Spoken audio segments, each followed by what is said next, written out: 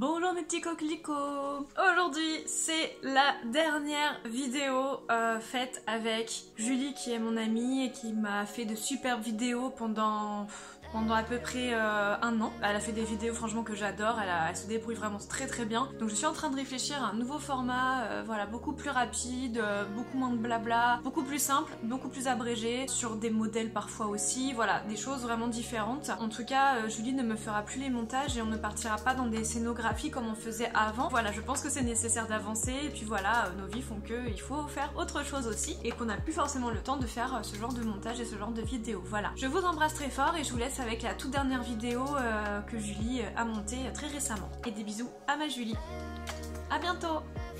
Bonjour mes petites licornes. Alors j'ai décidé que j'allais vous présenter un maquillage d'invité de mariage. Que vous soyez témoin, invité ou que vous ne connaissiez pas la mariée ou le futur marié, ce n'est pas grave, il faut quand même être belle, mais attention, il ne faut pas être plus belle que la mariée. Donc je vais vous donner des petites astuces afin de vous embellir. J'ai vraiment pris le minimum syndical pour les produits de maquillage pour que vous puissiez vraiment refaire le maquillage assez facilement. Nous allons partir sur un teint très naturel, lumineux, avec des yeux en dégradé, avec un brun prune mélangé à un rose très lumineux, un joli doré et au coin interne un blanc cassé très clair. Et au niveau des joues, quelque chose de mat, au niveau du blush qui va légèrement sculpter, un shine up powder. Et la bouche, une encre à lèvres, parce que ce jour-là on n'a pas forcément le temps toujours de se remaquiller, etc. Et l'encre à lèvres est longue tenue. Donc là j'ai choisi l'encre à lèvres qui est rose avec des reflets légèrement dorés, afin que ça vous fasse une bouche gourmande, mais que ce ne soit pas non plus trop intense et que ça donne un côté frais et vraiment lumineux pour les beaux jours. Au niveau du vernis, j'ai appliqué celui-ci parce que je trouvais que ça allait bien avec le rose et le brun prune que j'ai choisi. Le gris se marie bien avec le rose en général. Après bien sûr vous faites en fonction de votre tenue, de la couleur de vos cheveux, de vos yeux, etc. C'est vraiment personnalisable. Pour commencer, nous allons appliquer la base de teint lumière. La base de teint lumière est idéale pour vous donner de l'éclat. Elle va également fixer votre maquillage.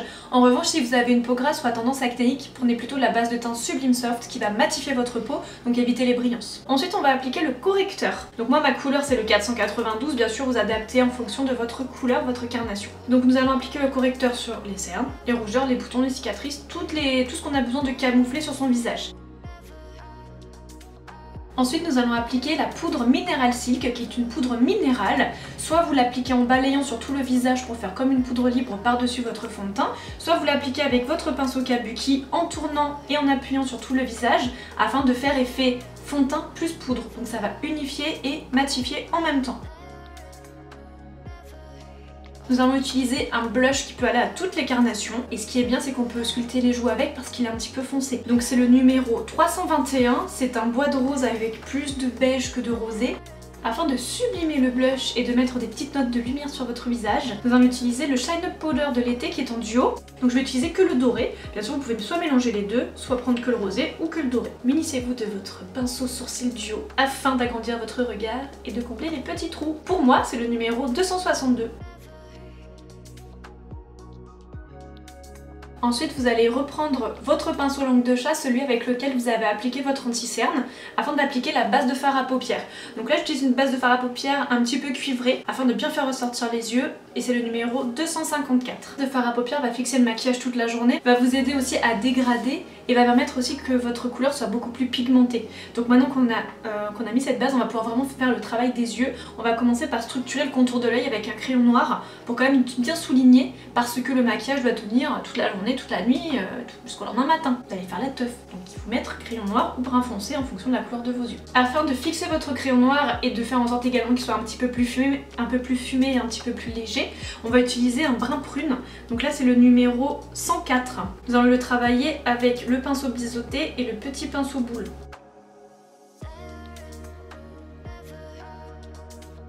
Ensuite avec le pinceau estompe vous allez appliquer le joli doré et également vous allez appliquer le joli rose très lumineux, le 111. Donc c'est le numéro 124 et le numéro 111.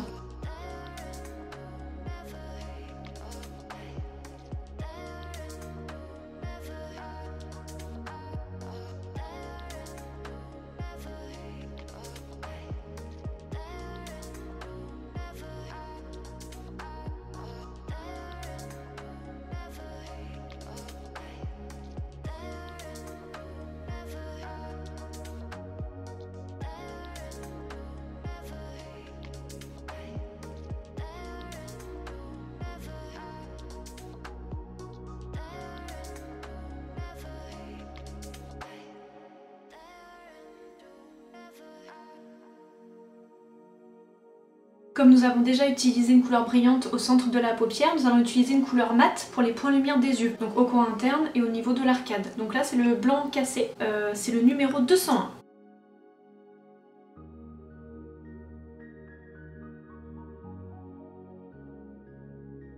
Nous allons terminer les yeux avec le mascara Aloe Vera qui gaine le cil et qui donne un maximum d'effet. Là comme vous allez faire la fête etc, vous allez être dans le noir, il y aura des jeux de lumière, donc il faut que vos cils ressortent bien. C'est vraiment le mascara qui sera le plus adapté. Donc c'est le numéro 0,90. Pour terminer, nous allons utiliser l'encre à lèvres 443. Si vous le souhaitez, vous pouvez utiliser un crayon contour des lèvres afin de donner un effet plus sophistiqué. Vous pouvez aussi l'appliquer sans crayon, c'est tout à fait possible.